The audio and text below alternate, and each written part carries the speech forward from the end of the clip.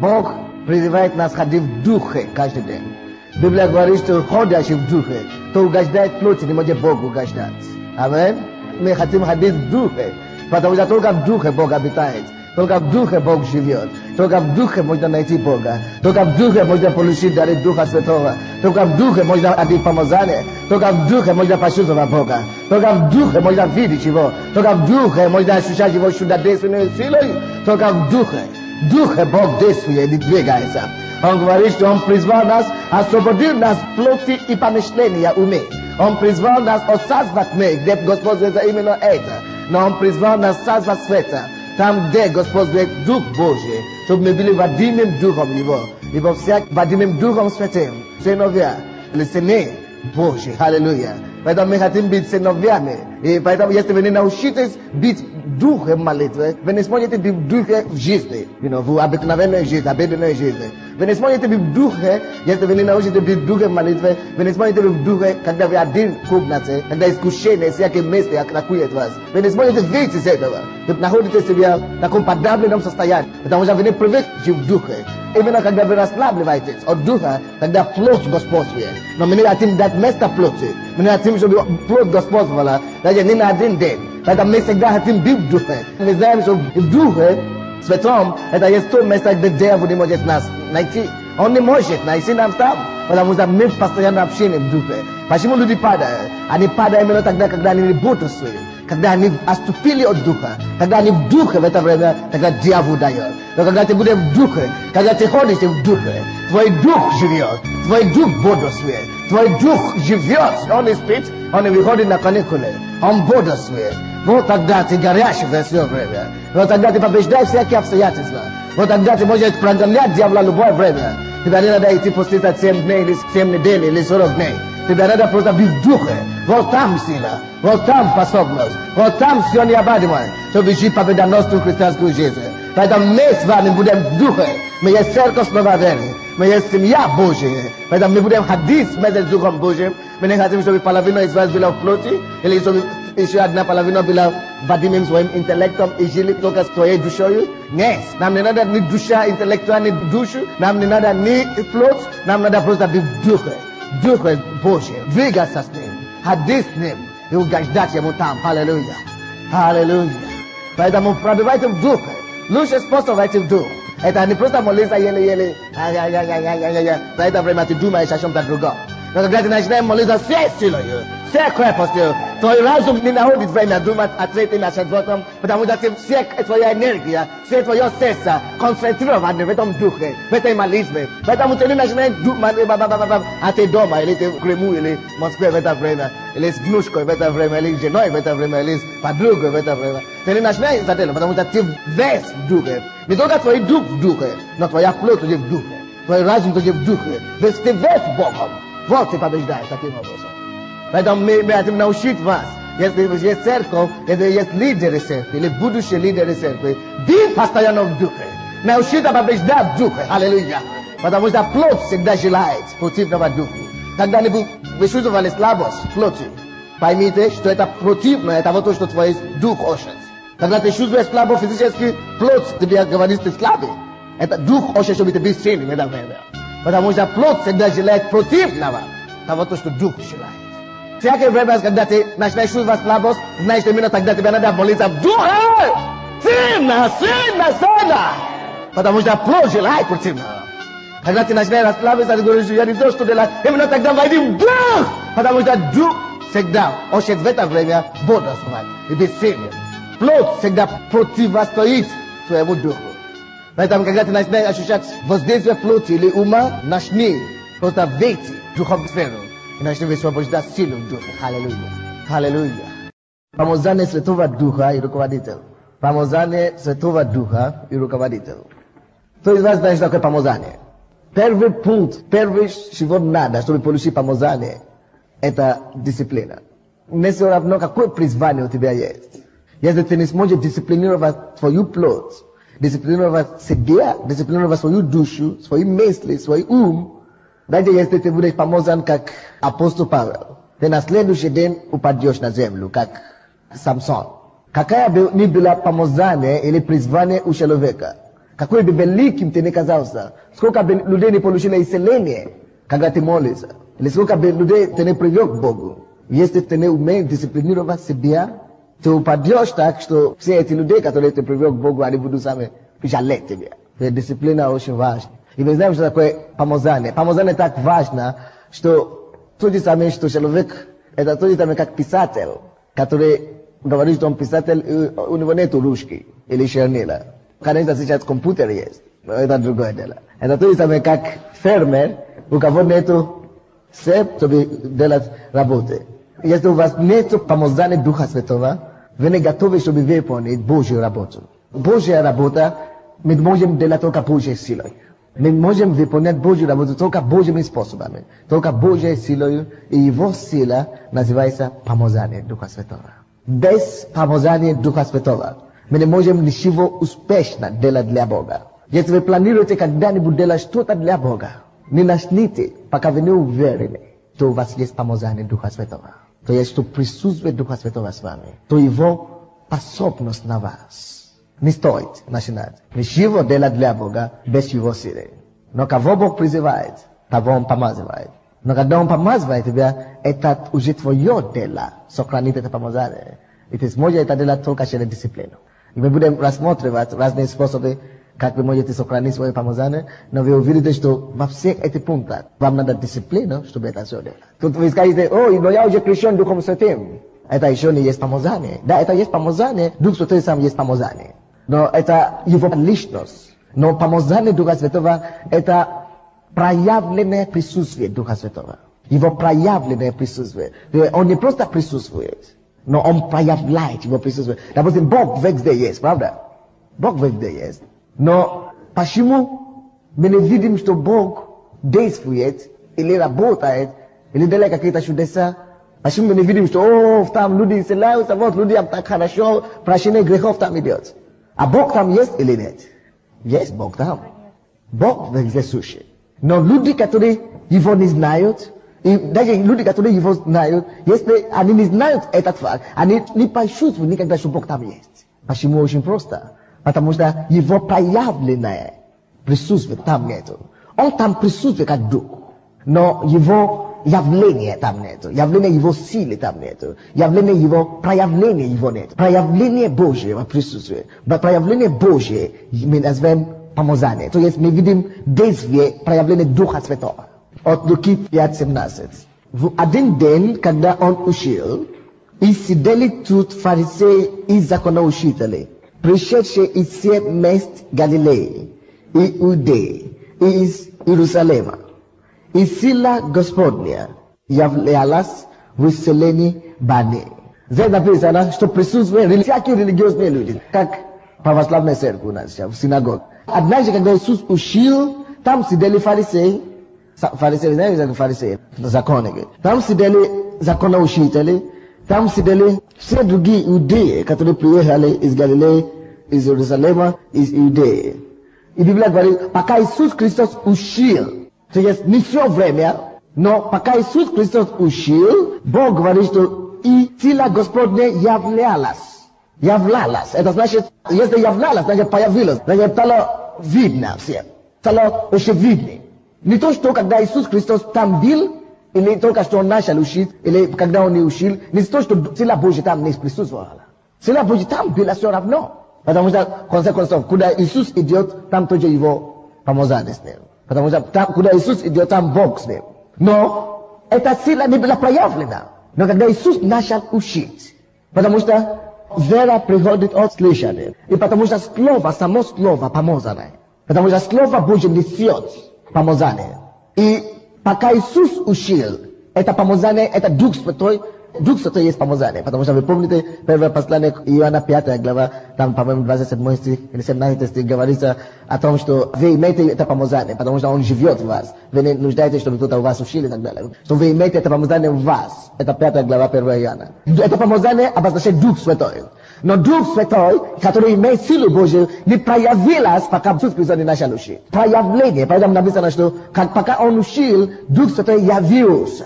Исцеление. Когда мы прославляем Бога, Бог, Его присутствие, Он был здесь все время, но Его присутствие просто является.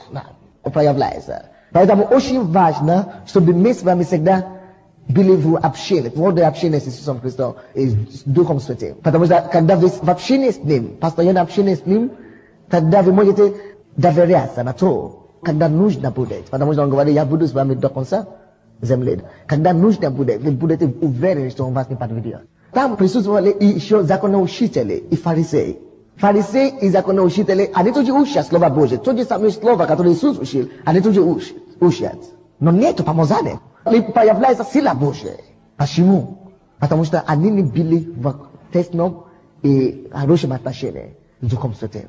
Когда Дух Святой доверяет вас, когда вы уже провели, заработали это помазание именно один на один с Ним, в комнате, тогда вам не нужно. Но зато вы знаете, что когда вы выйдете наружу, это понадобится. И вы уверены, что Он проявит себя. Это такая чудесная вещь, такая приятная вещь. Без помазания Духа Святого, допустим, я бы ушел со служения. Без помазания я не буду проповедовать, я не могу. Без помазания, если Духа Святого там не будет, если Его проявление там не будет, даже если не будет исцеления. Видите, там написано, что сила Божья проявилась, чтобы исцелять, на исцеление бане. Это было на исцеление бане. Но сила Божья проявляется по-разному. Это может быть на исцеление бане, это может быть на очищение церкви, это может быть на укрепление верующих, это может быть на прославление, это может быть на разные вещи. Но самое главное, чтобы помазание было. Дорогие мои, когда вы наполнены помазанием Божьим, даже когда вас бьют и убивают, вы защищены, вы покрыты. Вы не чувствуете боли. Но вы можете физически чувствовать боли, но это вам не страшно. Когда вы помазание Бога, как я ощущаю, я чувствую, что это не просто Sunday говорит. Да, помазание зависит от помазания разное, время от времени. И меняется тоже. И больше, может быть, меньше иногда. Но когда ты помазание Божье, ты Бога человек, можно сказать. Ты не просто человек. Ты не просто кто-то.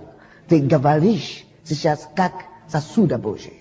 Евангелие от Марка, 1 главу, 22 стих. 21 стиха, давайте начнем 21 стиха. И приходят в Капернаум. И скорее в субботу вошел он в синагогу и учил. И дивились его учению, ибо он учил их, как власть имеющий, а не как книжники. Вы слышали? Книжники учили в синагоге. Там же в синагоге там. Иисус Христос учил на этом самом месте. Там же синагоге. И люди видели разницу. То, что происходит разницу между проповедями и словами служителей, это не риторики. Это не ораторское искусство. Это даже не знание или прекрасное владение языком. Это не литература или учебы, или интеллектуализм. Это не жесты, это не крики. Помазание.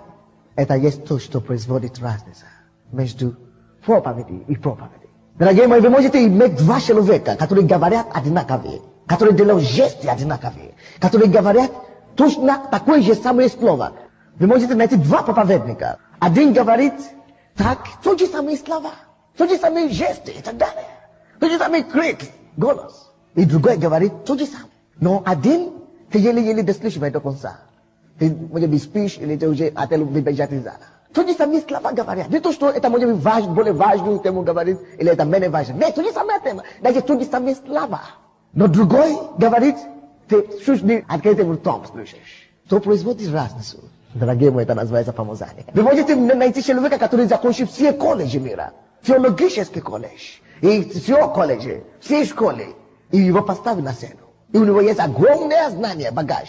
И вы найдете провинциального какого-то колхозника, который уверовал, но который горит огнем Духа Святого.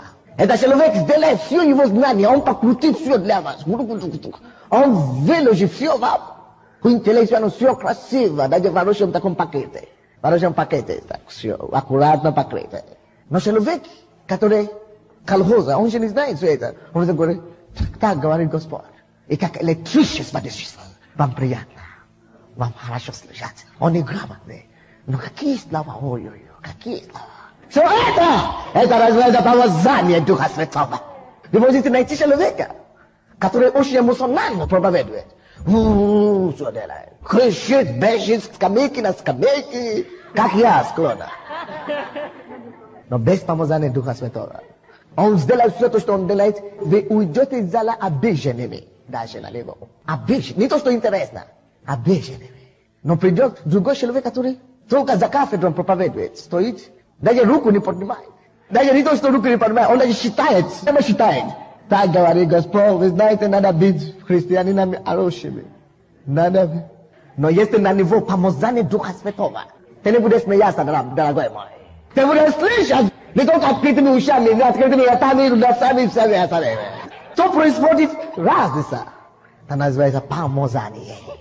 Это такое мощное оружие. Без него нельзя даже...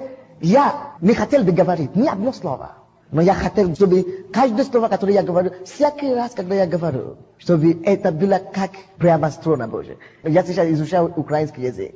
Не просто пример, я хочу вам привести. И русский язык параллельно. Усовершенствовать свой русский язык. Я хочу изучать тоже украинский язык. Короче, у меня учительница. Она тоже ходит на церковь. И она говорит, но я не знаю, что, как с вами работать. Потому что когда вы говорите так, вы делаете объявления или какие-то, вы говорите просто так. У вас очень много ошибок. Вот прямо нельзя слышать. Но когда вы начинаете проповедовать помазание, то все отлично вдруг. Что вам происходит? Не может быть грамматически не отлично, но для нее все отлично. Она уже воспринимает все уже отлично.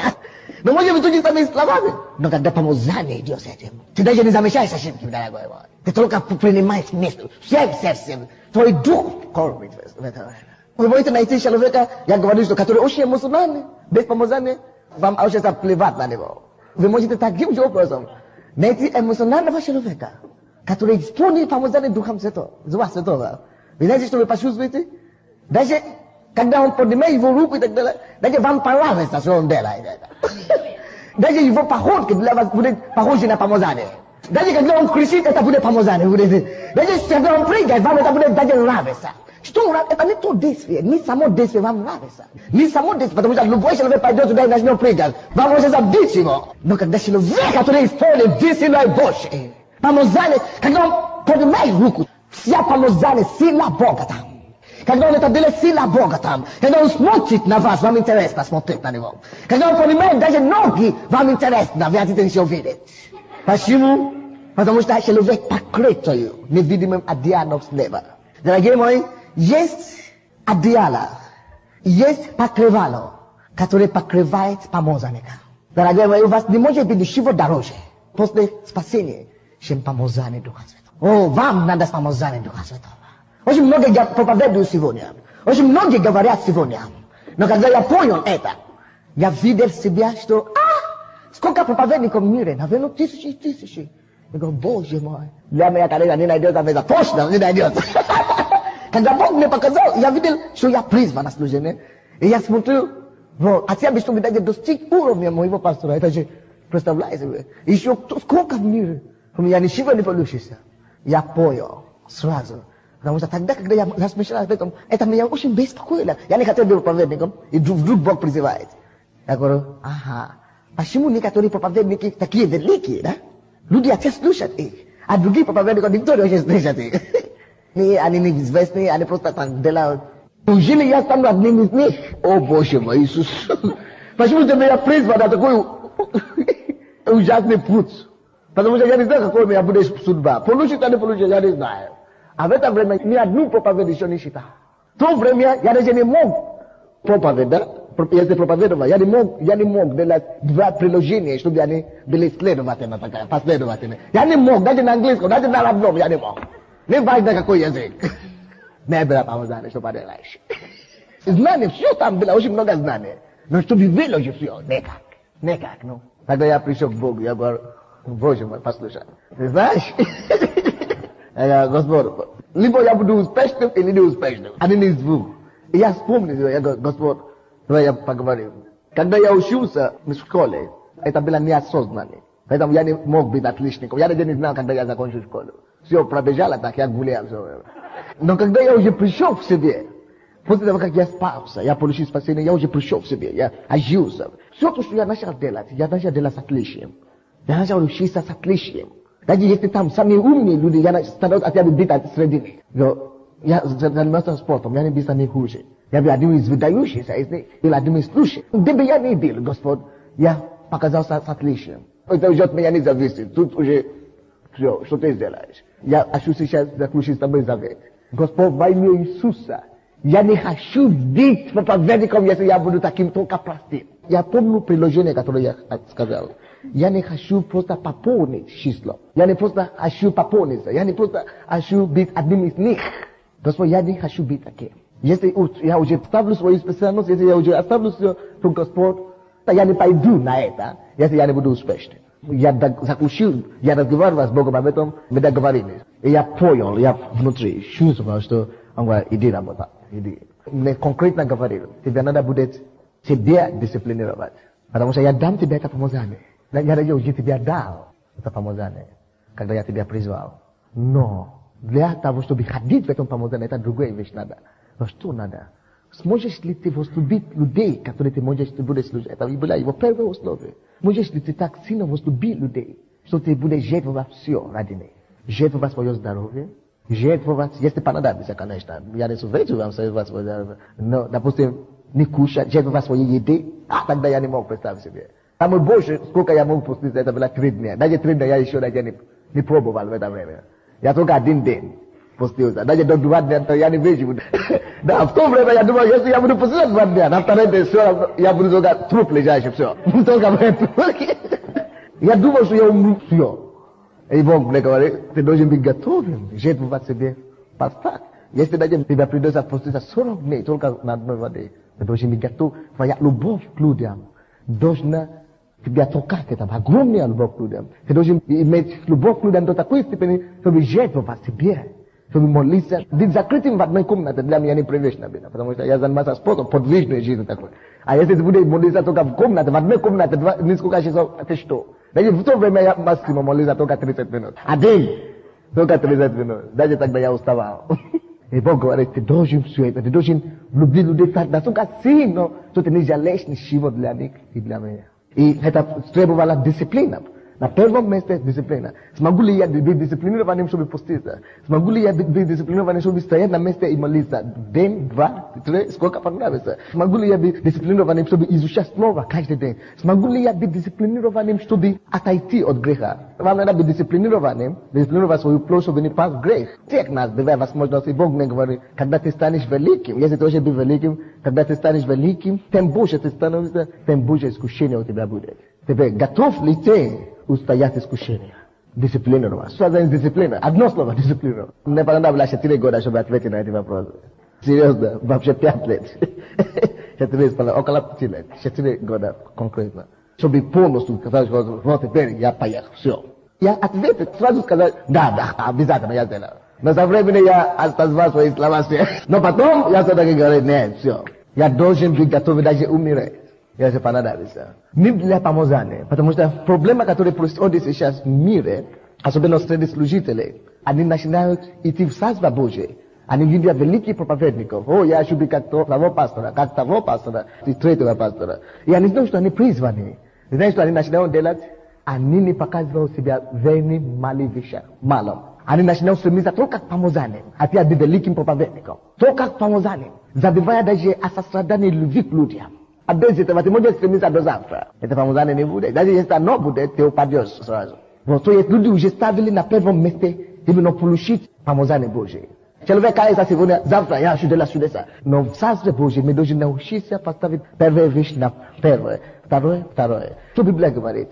Ищите прежде Царство Божие и правды Его. И все остальное приложится. Он говорит, ищите Царство Божие и помазание Его. Аллилуйя, аллилуйя. Чтобы ты мог стать большим человеком. Вот я такой проповедник, я сколько людей потерял. Вот почему таких людей падают со времени. Потому что они не искали правды Божьей вначале.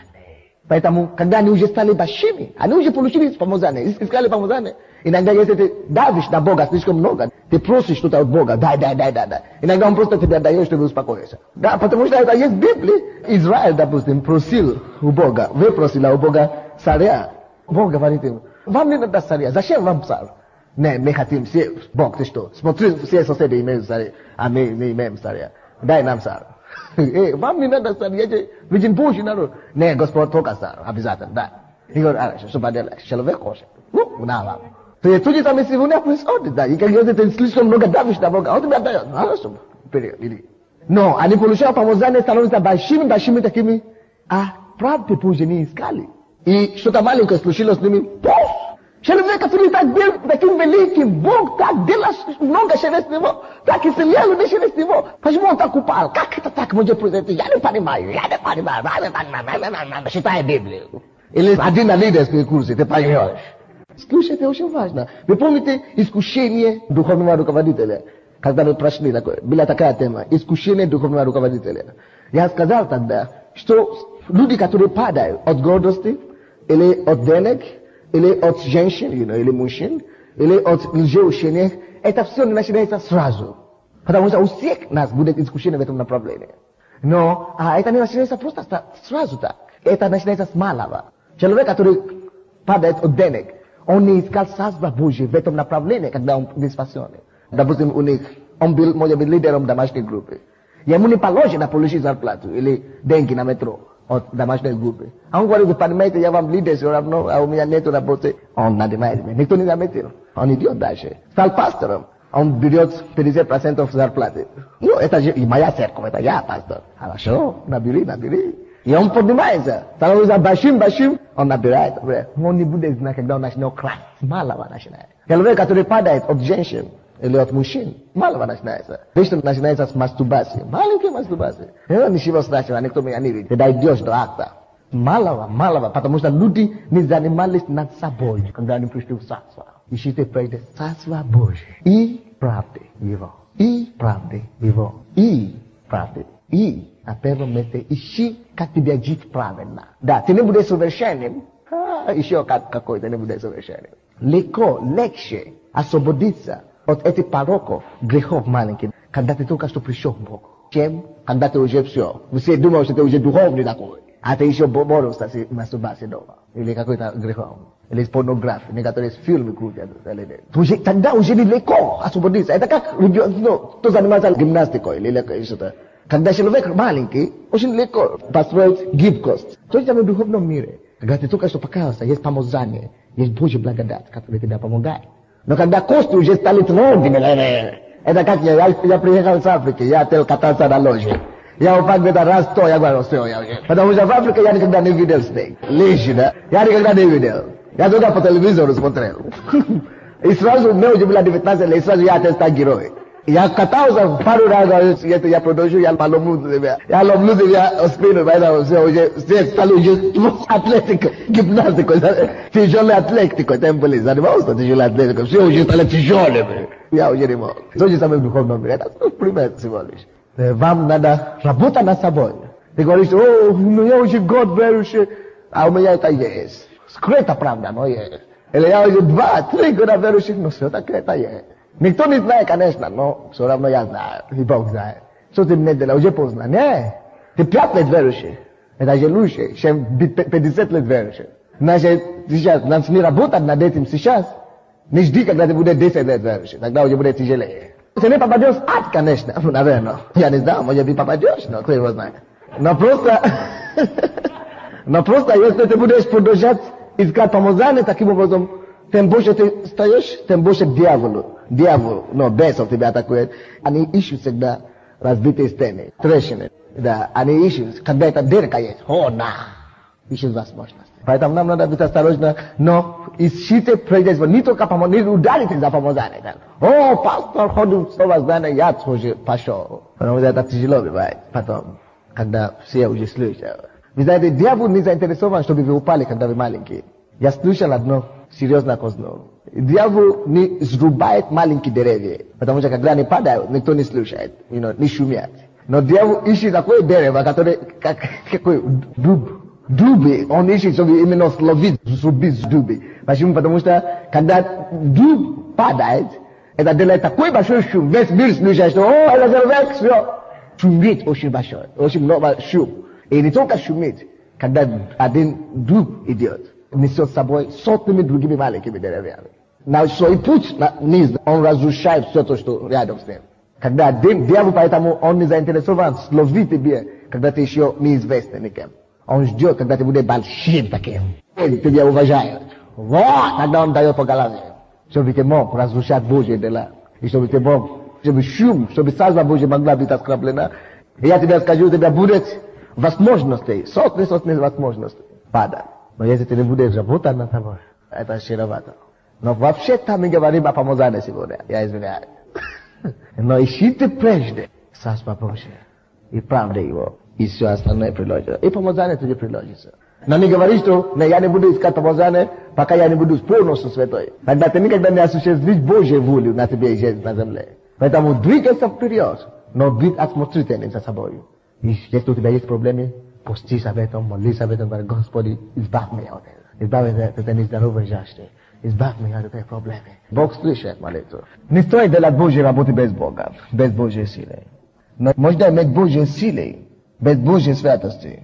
Это приведет к нулю и к краху. Вы помните, Иисус говорит, что я вас не знаю, хотя они изгнали бесов во имя Его, хотя они пророчествовали во имя Его.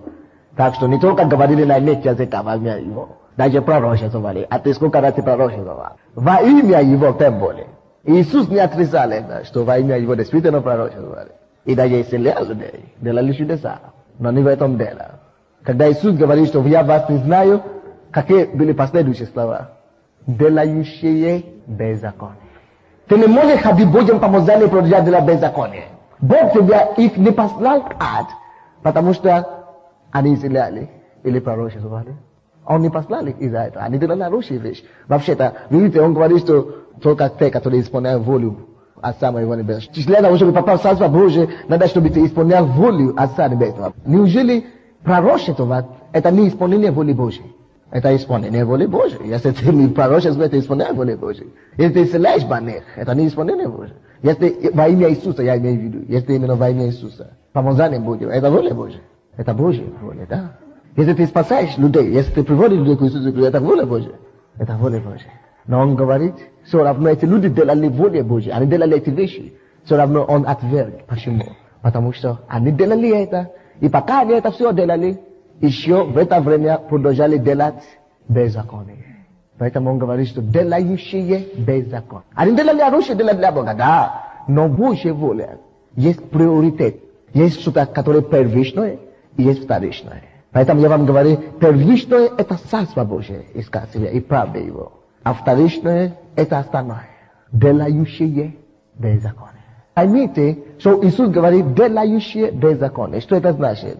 Это значит, они постоянно делали беззаконие. Это значит, они жили в этом беззаконии одновременно, пока они изгнали и так далее. Или идет, а те, которые однократно, временами падают в грех. Или случайно падают в грех. Мы все грешим каждый день. Но, может быть, не каждый день. Хотя бы раз в году. Но, если ты такой уже святой, хотя бы раз в году, ты тоже грешишь. То мы все потакаемся. Допустим, я каюсь каждый день. Господь, я каюсь, аллилуйя, я там что-то не делал правильно. Я каюсь каждый день. Но я смотрю за собой. Я слежу за собой. Я не так посмотрел, Иисус, я каюсь, аллилуйя. Я не так говорил, ой, Господь, я каюсь, аллилуйя, прости. Я не так думал, о, Иисус, аллилуйя, прости. Если я это не делал, я не смогу пойти помазание в следующий день, или в ту же самую секунду. Или я могу еще ходить туда. Но совесть осуждает. Но некоторые, они могут игнорировать совесть. Я вам даже скажу, если ты делаешь один и тот же самый грех слишком долго, да? Ты уже замучил совесть так сильно, что... Замучил так, она даже тебя уже не беспокоит. Ладно, иди, продолжай. Сделай это свое беззаконие. Уже совесть даже молчит. Иногда совесть уже человека не может облегчить, потому что человек слишком там.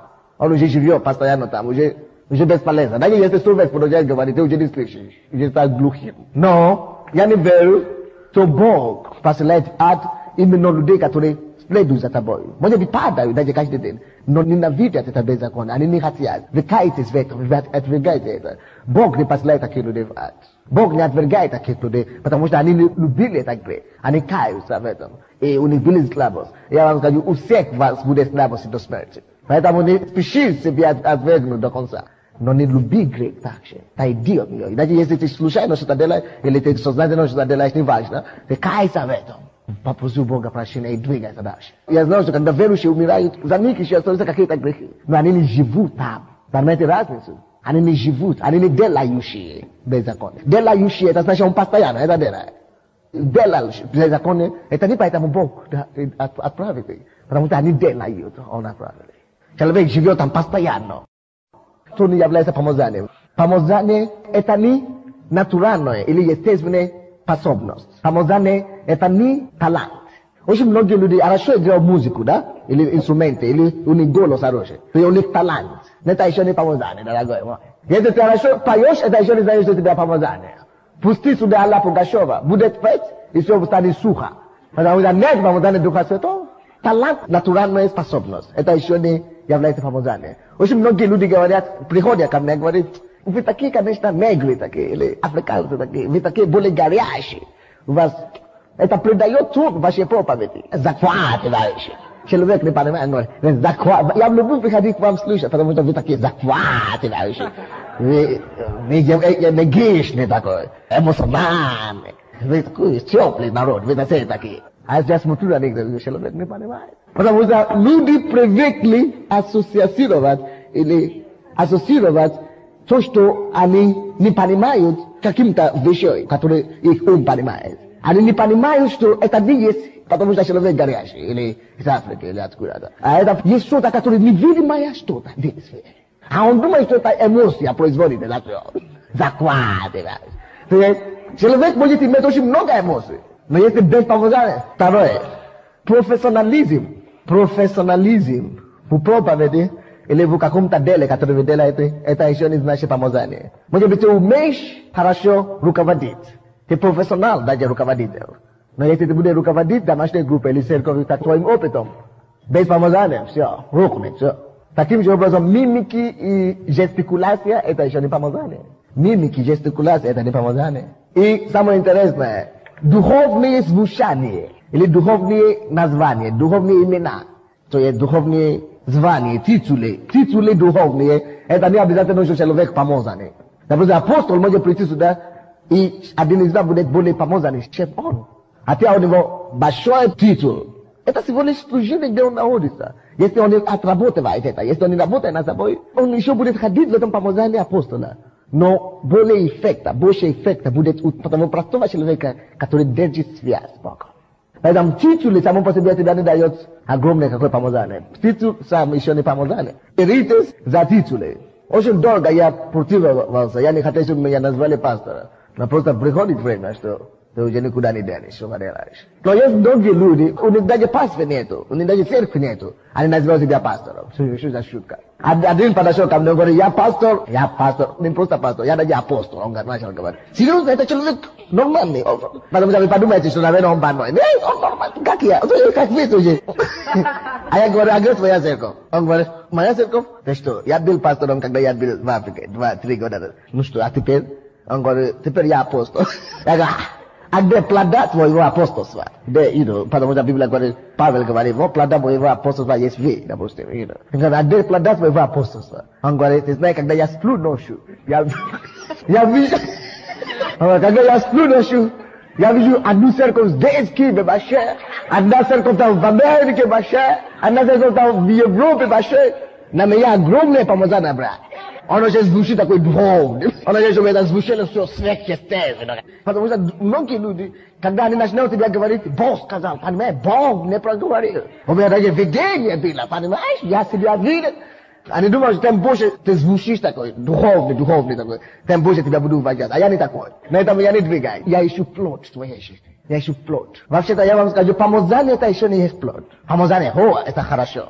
Ты можешь быть очень помазанным, но быть самым грубым человеком. Или самым нечистым человеком. Ненравственным человеком. Но ты можешь также быть очень нравственный, очень корректный, очень точный, очень правильный.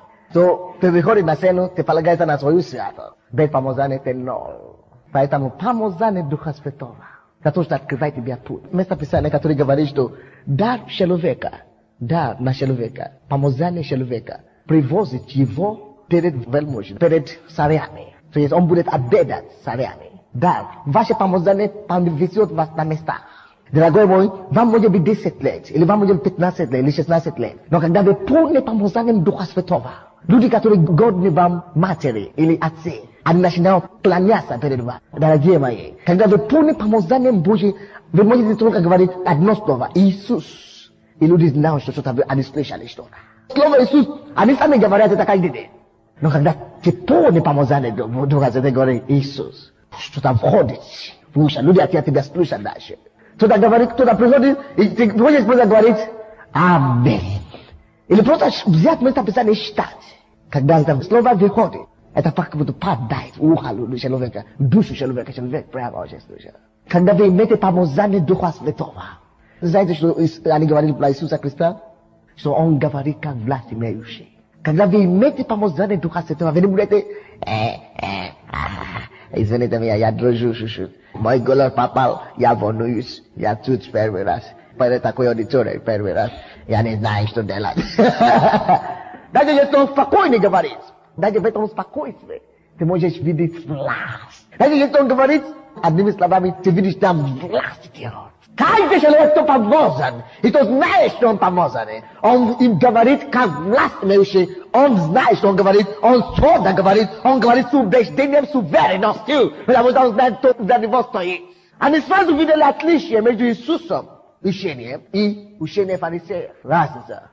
Помазание не громкость, не крики, помазание не громкая музыка или крики. Да, громкая музыка и крики, но с помазанием это прекрасно, это чудесно. Но без помазания это ужасно. Каким образом помазание приходит? Я думаю, что помазание приходит прежде всего к смирению большое. Видите, Библия говорит, что гордым Бог противится, а смиренным дает человеку, который действительно полностью перед Богом. Не обязательно перед людьми смиренным. Поэтому люди, которые помазаны, они часто перед людьми очень гордые. Тебе придется работать над собой, чтобы не быть гордым. У тебя искушение каждый день быть гордым. Каждый день, если ты действительно помазан. Но ты должен работать над собой, продолжительно. Это перед людьми. Но такие люди, которые имеют помазание, перед Богом обычно, они не гордые. И была одна женщина в истории церкви, она была очень помазанная. И все люди были против нее, потому что у нее были такие действия неуважительные. Она может позволить себе гулять с мужчиной и оскорбить людей. Такие вещи делает, как артистка, как звезда экрана, кино. Она была очень помазанная проповедница. И один журналист хотел писать статью против нее, чтобы дискредитировать ее. И что за проповедница такая? И он начал следить за ней, как она живет и так далее. Когда я говорю, что она гуляет с мужчиной, я не говорю, что она гуляет. Но она, допустим, меняет муж, допустим, разводится, верующий, христиан. Я ходила помазание, бачу. Выходит замуж за другого и так далее. Так смотрите, как гуляет. 3 мужа у нее было, по-моему. Но она живет правильно перед Богом. И они хотели писать эту статью против нее. Следовали за нее, чтобы писать статью против нее. И они видели ее однажды, когда она молилась. Одна у себя в комнате. Когда этот журналист видел, когда она молилась, он сам упал, начал плакать. Это не просто смирение было у этой женщины. Когда она перед людьми, она такая, тише. И чтобы внимание себе. Но когда она перед Богом, этот журналист нашел ее, она пала на лицо, она несколько дней она там была. О, Господи, она плачет. О, Господь, я прошу тебя, используй меня, чтобы исцелять этих людей. Используй меня, чтобы нести твое помазание. Помилуй меня за мои грехи. Я каюсь, Господь. Господь, продолжай держи твое помазание надо мной. Пускай твое помазание продолжает. Плачет, рыдает, кается. Смирение. Не просто смирение. Она разбитая перед Богом. Она разбитым сердцем приходит перед Богом. Она настолько искренне. Никто там не был. Она думала, что она одна. Она перед Богом падает на пол и говорит, Господи, помилуй меня. Все пост на нее, она ужасный вид. Это когда она дома, одна, когда она молит. Высокий звук, она смиренная полностью плачет. Но когда она выходит на сцену, элегантная. Почему? Потому что она знает, что отсюда идет ее сила. Видите, Бог смотрит тебя больше о том, что ты перед Богом. Но тоже перед людьми у нее были проблемы, потому что она умерла 36 лет или 38 лет. Но потому что она вела такая жизнь. Но тебе надо быть такой внутри и наружу тоже. И когда этот журналист это видит, что, неужели эта женщина такая смиренная? Он показывает, он сам упал и начал плакать. Он хотел написать что-то против нее, он подошел к ней и говорит, видишь, я хотел что-то писать против тебя, я каюсь, прости меня. И он стал ее помощником со временем. Но она умерла очень молодая.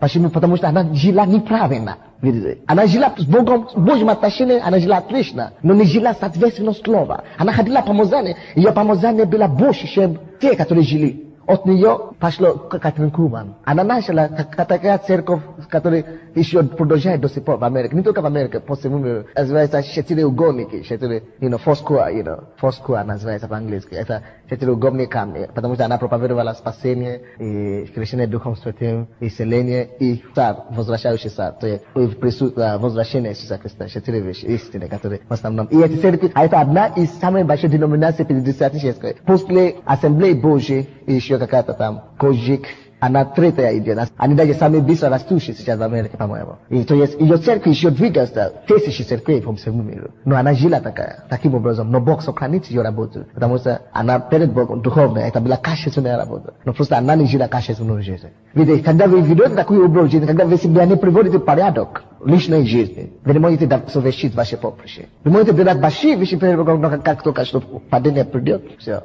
Но что я имею в виду? И из-за ее смирения, великое смирение, она несла такое огромное помазание. Потому что Бог дает смиренному благодать.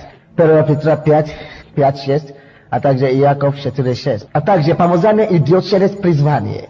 Ефесянам 4:11-13. То есть некоторые люди Бог призывает быть апостолом, или пророком, или евангелистом, или пастором, или учителем. Пятикратное служение. Бог призывает людей быть в это служение. Каждое Божье призвание несет какое-то помазание. Если вы призваны быть евангелистом, обязательно на вас несет помазание чудеса и знамения.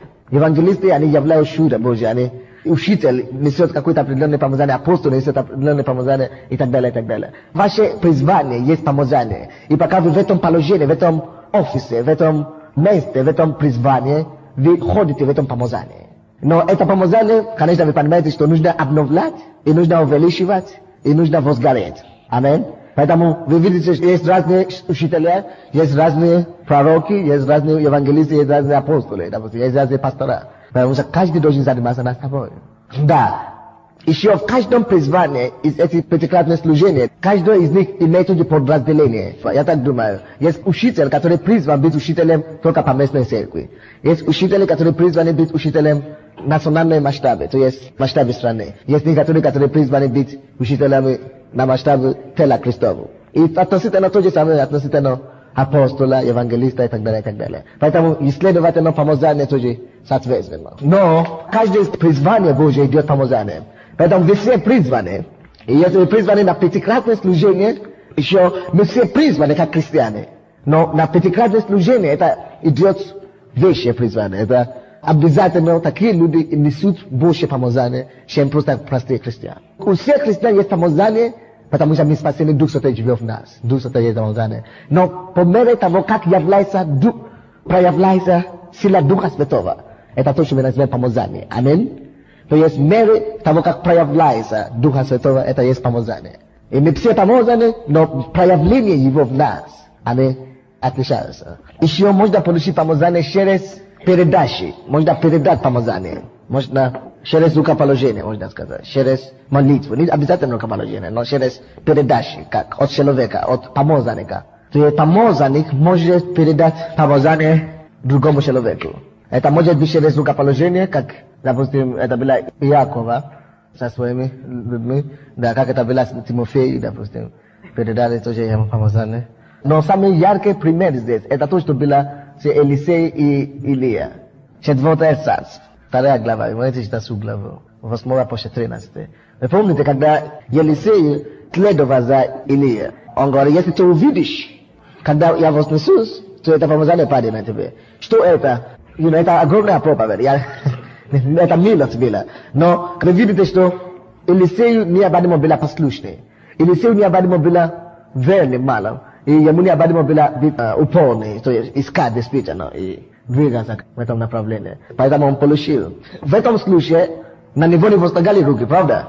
Но он видел, и он получил. Когда ты бываешь рядом с помазанником, очень много помазаний, которые на него может прибывать на тебе. Я помню, это уже было со мной несколько раз. Я помню, было время, когда мне было очень необходимо водители. И тогда меня хотели убить и так далее, все прочее. Но есть брат один, который начал меня вести своей машиной. Он просто подошел и говорит, я буду тебя вести. Он начал меня вести. Говорит, что, тебе платить деньги? Не платить деньги. Я смотрю, что мне делать для этого брата? Однажды я помолился, я говорю, Господи, дай ему. Он был со мной каждый день.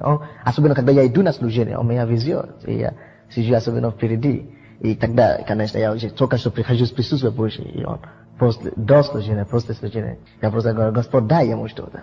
Через какое-то время он пришел, он говорит, что у него тоже начали слово знания, как у меня. Тоже была такой ситуации в Минске. Я оставил там церковь, когда я приехал сюда. Это брат Руфус, там пастор должен быть. Я молился за него, когда я уехал, но не было особого успеха. Люди были расстроены, потому что они меня знали, они полагали, что слишком на меня, что я был пастором. А когда он уже стал пастором, все такие удивления, они не могли его воспринять. И церковь не растет. Я ездил сюда, я делал семинарий, там ничего не происходит. Но однажды он мне объяснил все его ситуации. Вы знаете, я не могу передать это, когда я хочу, видите. Это должно быть по побуждению Духа Святого. И я был там, мы должны начать церковь в Гомеле. Он говорит это мне, он говорит: Сонде, если у меня будет хотя бы дар слова знания, как у тебя есть, это мне помогло бы. Люди начнут меня уважать, что как у меня то было. И я говорю: хорошо, едь со мной в Гомель.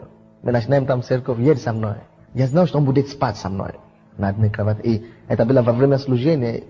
4 дня я буду помазан, я буду присутствовать Божье большинство времени. Я буду помазан. Если я сплю, я буду... И мы спали в одной кровати все это время. Я молился вместе с ним, я молился.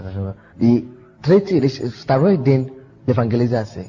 Шли на служение. Мы тоже сидели на служение, в машине вместе. Я начал видеть вещи.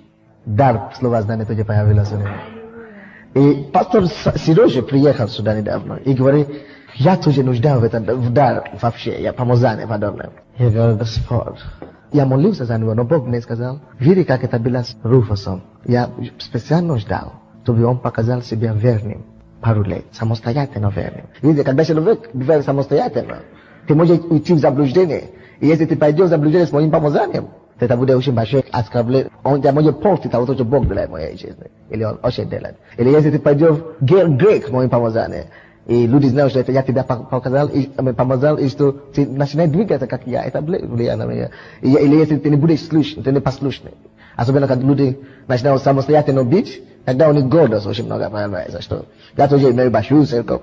А Бог говорит: послушай, пускай он продолжает быть послушным, и через какое-то время я пошлю тебя, и я что-то ему передам. Я благодарю Бога. Аллилуйя. То есть иногда бывает так, что помазание переходит через другого помазания. Но, это не самое главное.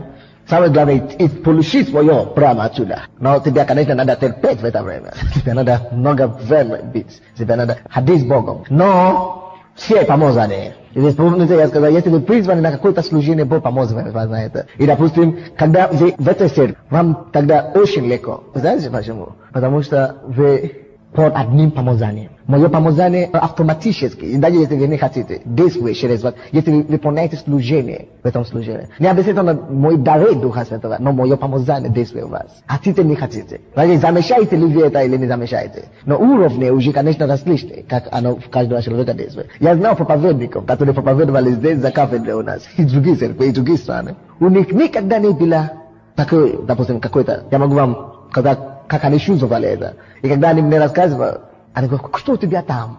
Они не знают, что каждый раз, когда я иду сюда, я чувствую это. Да, есть время, когда мне надо что-то делать. Допустим, сегодня помазание уровня, я уже знаю, это как будто у меня темперамент, термометр сейчас. Когда я выхожу на служение, я знаю уровни помазания, которые на служение. Я знаю, готова ли группа прославления или нет. Я знаю, насколько люди готовы сегодня, насколько люди живут, как они жили сегодня, правильно, близко к Богу или нет. Я моментально это чувствую. И когда я вошел сегодня, я знаю, как мои лидеры, как они могут еще держать такой малый уровень, очень низкий уровень. Это значит, очень много людей не были очень духовными готовы сегодня. Может быть, есть, не только сегодня вообще, но на служении это другое дело. Но здесь я ожидаю больше присутствия. Потому что на служение приходят все, а тут, и когда вы молились, может быть, вы тоже чувствовали температура, духовная температура увеличилась. Вы должны чувствовать это. Это как температура, я просто говорю, как аналоги. Но вы поймете, что вы чувствовали, что как после молитвы, либо во время молитвы, как будто зараженный какой-то,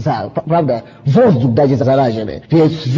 Это называется помазание. Вы можете это чувствовать, вы можете двигаться, вы можете различать помазание. Заметьте за собой 3 вида помазания. Я не говорю о дарах Духа Святого. Это другое. Это может пройти, это может быть на меня, когда у меня дар, или когда у меня очень помазание, это не зависит. Но помазание иногда 3 или 4 vida inagda ya ime pamoja toka shubu shit taushit asubeno papanideni kabisa yani zina što proizvodi sa mnom yani mangu popavero vas de papanideni kapasha moja ya toka ushakuta pamoja prihodi ta super što bi toka ushit yani ushit moja bitch eta dark prihodi ta pamoja prihodi ya ushu no inagda asubeno poshet vergam pamoja prihodi yoshi popavero wat na da right asubeno biblijski школа когда я езжу иногда pamoja prihodi пророческое однажды мы были в Запорожье я пророчество весь день. 40 человек. На каждого человека была слово. И все начали плакать. Это точно. И пастор рядом со мной говорит, неужели Бог может быть такой конкретный? И он великий пастор, но он был удивлен, потому что никак не мог знать об этом все. Это были вещи, которые только в городе. Это отдельное помазание, когда это приходит. Или другое помазание, которое я часто чувствую. Когда иду на конференции или приглашение на какое-то, как помазание апостола. Так вот ваше помазание полностью. И разные такое помазание будет также в вашей жизни. Если вы делаете что-то. Поэтому я часто хочу побуждать вас что-то начинать заниматься чем-то в церкви. Там я хочу, чтобы...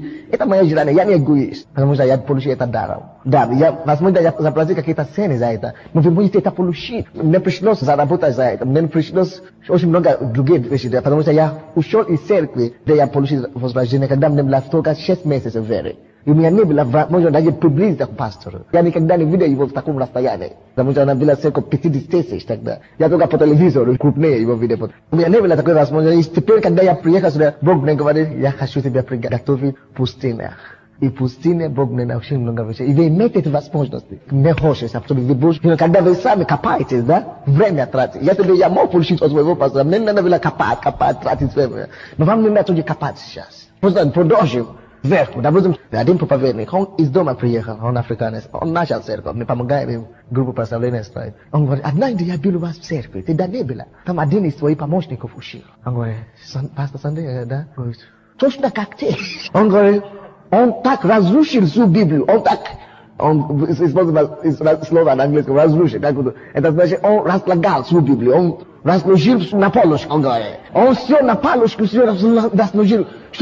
Я смотрел, что он не просто разложил все на полочке, но самое главное, он все правильную интерпретацию дал каждому стиху. Как это может быть так? Я смотрю, а это вроде бы это не Sunday там сидит. Он говорит, я не знаю, что я тогда буду видеть, когда еще один такой, в следующий раз, может быть, другой будет там, да, что там у тебя там крутится. Это должно быть так. Аминь. Мы можем быть разные внешне, мы можем быть разные в нашей эмоции и так далее, но сила должна быть то же самое. Сила. Даже в домашней группе, ходить помазали. Как я хотелось бы, чтобы вы могли принять решение, что с этого дня я не хочу ничего делать без помазания. Даже если ты не успеваешь молиться в день, иногда я прихожу сюда, даже мне не хочется даже выйти на сцену. Это много обстоятельств, многие обстоятельства зависят. Иногда я прихожу с большим помазанием, пока я в машине, или дома, или здесь. Только что я выхожу, и помазание не то, допустим. Прославление не то песню пели. Я реагирую на такие вещи, как ни странно. Это может убивать свое помазание. Господи, помилуй меня. Я же должен выйти на сцену сегодня, я прошу тебя. Я начинаю смиренный, очень смиренный. Господь, пожалуйста, я тебя прошу, Иисус, не пусти меня туда без помазания. Поэтому вы меня видите, я бываю разный, правда. Я бываю здесь очень спокойный иногда. Иногда на колени стою, иногда прыгаю. Это зависит от много, потому что я ищу лица Божье. Я говорю, не пусти меня туда без помазания. Не пусти! Без помазания. Иногда демонические силы присутствуют. Я это чувствую на себе, сильно чувствую. Особенно они приходят не за вас, но за мной. Я это знаю, что, о, Боже. Они могут атаковать что угодно, аппаратуру или что-то. Но я всегда чувствую воскресенье. Когда американцы были. Я не должен проповедовать, это один из них должен проповедовать. Но я чувствовал, что что-то случилось. Вначале мы заходили в зал. До того, как мы пришли, все было нормально. Потому что я зашел, я увидел, что помазание было возгоревшее. Но как только что мы пришли, еще было хорошо. Наши американцы пришли, и я тоже пришел. Мы стали, и что-то случилось. Я знал, что люди не знают это, но атмосфера менялась. И у меня не было этого очень много раньше. Различные духов. И я знал, что демонические сейчас присутствуют в зале. И может быть не в зале, но кто-то дьявол сейчас атакует. Поэтому я вышел. В это время я думал, что может быть группа прославления поймет. Поэтому надо, чтобы группа прославления была духовная. Ты должен знать, когда что-то нечистое вошло. Я думал, что может быть они остановят, поведут молитву. Но никто не понял. Я вышел. Давайте возьмем Сазар, будем молиться сильно. Я знал это, то, что я делал. Я же сидел там, а они сидели здесь. Оказывается, Бог показал после нашей молитвы что-то этой женщине из них. Она потом рассказала, что там же рассказала, что когда вы начали молиться после несколько молитв, что она видела темные птицы, большие птицы над зданием, сидели над зданием. Бог показал ей над зданием нашим кинотеатром на Ленинграде. Большие птицы, черные птицы. Они покрывали это помещение. А потом, когда мы начали сильно молиться, они поднялись, вылетали, и в это время Бог повернул ее лицо, и она видела 3 ангела, большие ангелы, вошли и стояли мечами, сторожи. Может быть, люди бы ничего не почувствовали, но люди бы уходили бы тяжелыми чувствами, люди бы уходили бы, но мы поломали эту ситуацию, мы менялись. Аллилуйя. То же самое, это помазание Духа Святого тебя дает знать. И то же самое в воскресенье наша сестра должна была делать, как обычно, пожертвование, объявление. И я чувствую помазание какое-то было. Присутствие, помазание какое-то. Я говорю, о Господь, что-то другое. Я знал, что Бог опять что-то делает. И представление тоже, они очень поздно реагировали на это. После первой песни, Бог отвел сюда, они вошли поклонение, но они не поняли, как мне это делать. Но я не мог двигаться отсюда, потому что я должен конкретно слушать, что Бог отвел, что мы делали дальше. Но я стоял, я молился, Господь, дай им знать. Им надо было петь правильную песню. Они начали вторую песню, это не было поклонение, это было прославление опять. О, Боже, дай им знать, дай кому-то подскажи Давиду. И они не чувствовали, они продолжали прославлять. Я знал, что Бог хочет что-то делать. Но люди не понимали. Но я стоял, я не подошел, потому что иногда, когда я подхожу, до того, как я дойду туда, я уже потеряю, а я не хотел потерять это присутствие. После этой второй песни, что-то случилось. И они перешли в поклонение. И пели правильную песню. Поэтому нужно просто быть помазанным. Это не было por помазание, если бы они могут не знать, что произошло. Но они сделали правильно. Они пели именно правильную песню. Святой Дух. И мы не могли делать пожертвование. Мы не могли делать объявление до конца служения. Мы не могли, потому что это помазание, они поняли это. И мне так было радостно, что они вошли. Я знал, что Бог что-то сделал. Я прибежал на сцену. Я начал служить. Это было чудесно. Это просто получилось отлично, потому что люди двигались помазанием Духом Святым. Это очень важно. Поэтому не стоит ничего делать без помазания Духа Святого. Это то, что дает эффект. Это то, что дает действие. Это то, что производит различие. Помазание Духа Святого. Я помню, я проповедовал подобную проповедь во Львове. Но это была проповедь во Львове. А здесь учение. Но там они говорят, у нас церковь не может расти, потому что у католиков здесь много. Религия. Как будто у нас здесь нету православия. Кто-то будет жаловаться на физические вещи. Не физические дела, дорогие мои. Дела духовные. Помазание может разбить любую почву. Помазание сделает дорогу там, где нет дороги. Помазание Духа Святого. Она все может покорить. Если ты делаешь даже аудиослужение или видеослужение, без помазания Духа Святого. Допустим, если у тебя нет помазания, все делаешь, но ничего не получается. Все подключено. Все только будут жаловаться на тебя. Что-то не идет. Ты не знаешь, что делать, но я не понимаю. Помазание Духа Святого. Если вы в этой церкви, есть общее помазание, которое покрывает вас. И вы можете ходить в моем помазании. Вы даже ходите. Но я и вы, мы все должны обновлять наше помазание. Сказано Тимофею, не забудь возгревать тот дар, который был вложен в тебя через возложение рук. То есть уже этот дар есть. Но что значит возгревать? Потому что она может стать сухим, теплым. Помазание есть, ну. Поэтому каким образом мы можем обновлять, подкреплять или возгревать помазание? Через молитву, прежде всего. Что такое молитва? Это общение с Богом. Это то, что держит тебя присутствие Духа Святого. То есть тем больше время ты проходишь в Его присутствие, тем больше ты становишься похожим на Него. Молитва. В автобусе, на улице, не важно. Но держи связь с небом. Второе. Тем больше ты молишься, конечно, тем больше Божьей славы на тебе. Второе. Через слово. Тем больше ты пробиваешь в слове тоже. Тем больше помазано. Через святую жизнь, святой образ жизни. Но я вам скажу, если ты даже будешь молиться с утра до вечера, и читать слово с утра до вечера, а потом вечером ты идешь как Самсон, то забудь об этом помазании. Потому что ты накопляешь, а потом на тебя дырка, вся вода полила. Это значит, ты сам прокаливаешь. А потом наполняешь, и святой жизнь, это очень важно. Надо жить свято, надо жить правильно. Четвертое, через пост. Когда вы постите, Тогда плоть смиряется, и дух ваш возгорается. Пост и молитва, конечно. И пятое, это то, что люди, на которые люди не очень обращают внимание. Очень интересно. Зевшивость Духу Святому. Как бы правильно чувствительность Духу Святому. Правильно реагировать. Нужное время. Как только что он вам говорит, делаешь малое что-то, доверься ему. Но если ты такой, который постоянно боится ошибаться, даже если ты помазанный, ты не сможешь высвобождать это помазание.